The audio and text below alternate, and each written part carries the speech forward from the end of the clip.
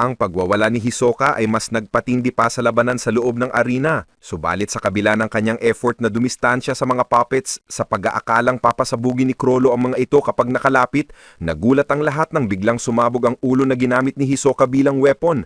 Kaya naman ngayon ay i-review na natin ang Chapter 356 o Episode 17 ng ating Dark Continent series. Sa wakas, masasaksihan na natin ang final fight ng Chrollo versus Hisoka, isang laban na punong-puno ng pasabog. This is Mr. AI Anime at wag na nating patagalin pa. Let's go! Ang pamagat ng ating chapter ngayon ay Unfortunate Part 1. Sa pagpapatuloy ng nakaraang eksena, makikita ang mga taong nagulat sa nangyari, habang si Chrollo naman ay napangiti at nagsabing, "Magaling!" Dito makikita ang gulat na mukha ni Hisoka nang matanto niyang wasak na talaga ang kanyang kaliwang kamay dahil sa pagsabog. Na-realize niya na sadyang pinagplano ni Chrollo ang pagpapasabog ng ulo ng puppet na ginagamit niya. Kasabay ng pagsabog na iyon ay may isa pang malakas na pagsabog sa di kalayuan at nasabi ni Hisoka na ang katawan ng puppet na pinanggalingan ng ulo ay siyang sumabog roon. Napagtanto ni Hisoka na tinirik pala siya ni Chrollo. Akala niya noon ay lumalayo lang si Chrollo matapos matamaan ng kanyang atake, pero ang totoo pala ay tinatago lang nito ang planong markahan ng maximum power ng Sun and Moon ang katawan ng puppet kung saan nanggaling ang ulo na ginagamit niya. Dagdag pa niya, ang isang puppet na walang ulo ay wala namang kakayahang sumabog ng mag-isa. Kaya naisip niya na may tao raw talagang tinatakan ni Chrollo ng minus sign gamit ang moon mark sa kanyang kanang kamay nito at inutusan niya ito gamit ang black voice para hawakan ang plus sign na nailagay niya noon sa katawan ng puppet. Ito ang naging dahilan ng pagsabog. At dahil ang ulo ay bahagi pa rin ng katawan kahit nahiwalay na ito, sumabog pa rin ang hawak-hawak na ulo ni Hisoka. Matapos niyon, makikita si Hisoka na tinangkang itaas ang kanyang katawan gamit ang bungee gum na naka-attach sa ceiling. Subalit dahil wasak na ang kanyang kaliwang kamay, natanggal ang koneksyon ng bungee gum. Napasabi siya na magiging masama ito. Nakaka-disappoint dahil hindi na niya kayang mag-take time pa para i-analyze at i-breakdown ng buong strategy ni Chrollo. Kaya ngayon, kumilos na si Hisoka. Sa ngiti niya ay nasabi niyang ito na raw talaga ang tunay na sitwasyon, kaya bahala na, ibubuhos na niya ang lahat. Gamit ang isang kamay, inattach ni Hisoka ang bungee gum sa mukha ng isang puppet na sumugod sa kanya. Hinila niya ito at nang makalapit, agad niyang hinawakan at pinutol ang ulo nito. Sunod ay sumugod pa ang ilang pang-puppets, kaya ginamit ni Hisoka ang katawan ng puppet para itaboy ang mga sumusugod. Sa kanyang isipan ay nasabi niyang, ang kaliwang kamay ko ay hindi na makakagamit ng precise na nen pero mayroon pa siyang mga paa. Kaya ginamit ni Hisoka ang kanyang kaliwang paa para i-connect ang bungee gum sa gilid at ibabaw ng stands.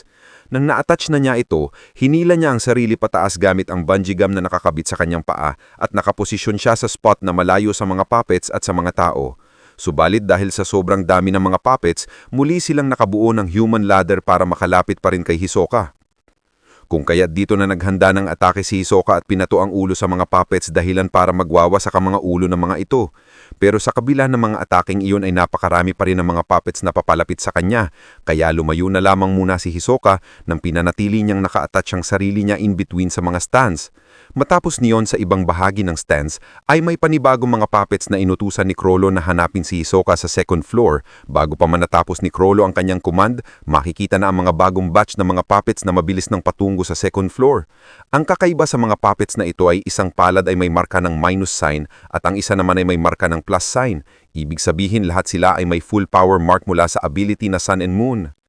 Maya-maya pa habang nagkakagulo na sa arena, makikita na nakatingin kay Hisoka ang mga bagong batch ng puppets na sinabihan ni Chrollo na kapag makita nila si Hisoka, kailangan nilang lumapit sa kanya as much as possible at mag-self-destruct diretso. Habang hinahabol si Hisoka ng mga puppets, napansin niya ang bagong batch na nakatanaw sa kanya mula sa gilid ng stands. Kasabay nitong gumalaw ang mga puppets patungo sa kanya. Abala si Hisoka sa pagwawasak ng mga ulo ng mga sumusugod na puppets, kaya hindi niya agad napansin na ang bagong batch ay tumalon na patungo sa kanyang likuran. Ang bawat isa sa kanila ay may minus at plus sign mark sa mga palad na idinikit nila sa isa't isa. Matapos niyon, sabay-sabay na pumalakpak ang mga puppets dahilan ng isang napakalakas na pagsabog.